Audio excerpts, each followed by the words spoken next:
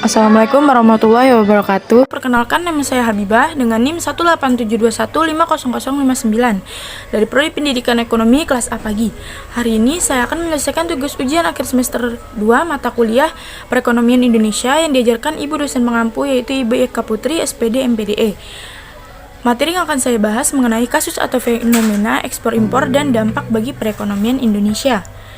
Adapun yang akan saya bahas, yang pertama pengertian ekspor impor, yang kedua tujuan dan manfaat, yang ketiga komoditi ekspor dan impor, dan yang keempat contoh kasus ekspor dan impor di Indonesia. Pengertian ekspor.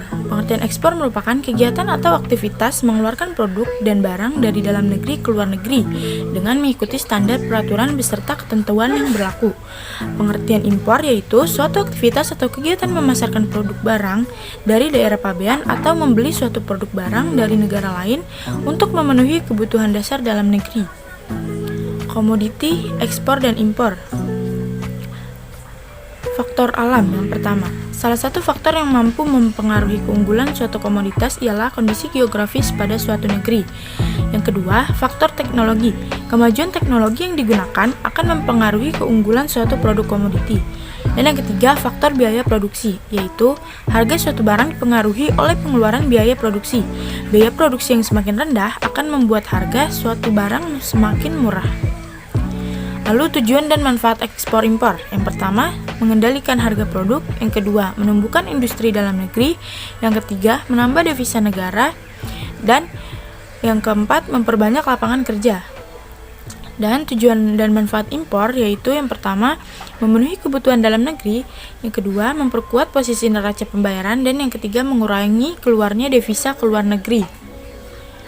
Nah, adapun suatu kasus atau fenomena yang akan saya bahas yaitu mengenai menggenjot ekspor kakao Indonesia di Uni Eropa.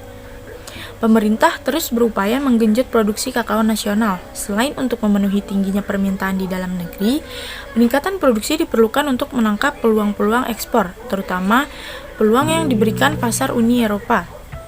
Terkait dengan data peningkatan konsumsi, Direktur Jenderal Perkebunan Kasdi Subagiono mengatakan tingginya konsumsi coklat di kawasan Uni Eropa menjadi daya tarik tersendiri bagi negara produsen kakao dunia, termasuk Indonesia, terutama untuk kakao olahan yang bernilai lebih tinggi dibandingkan ekspor biji kakao.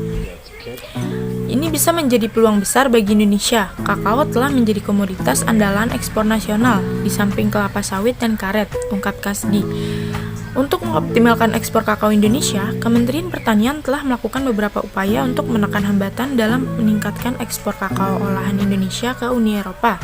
Selain itu, Pertanian terus meningkatkan program BUN 500 yang bertujuan untuk meningkatkan produksi dan produktivitas kakao nasional melalui penyediaan bibit kakao unggul. Lalu, keuntungan bagi perekonomian Indonesia.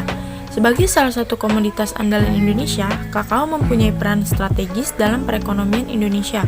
Salah satunya sebagai penyumbang devisa negara peringkat ketiga di sektor perkebunan. Pada tahun 2012, komoditas kakao telah menyumbang devisa sebesar 1,053 miliar dari ekspor biji kakao dan produk kakao olahan. Baik, itulah yang dapat saya sampaikan. Kurang lebihnya mohon maaf. Wassalamualaikum warahmatullahi wabarakatuh.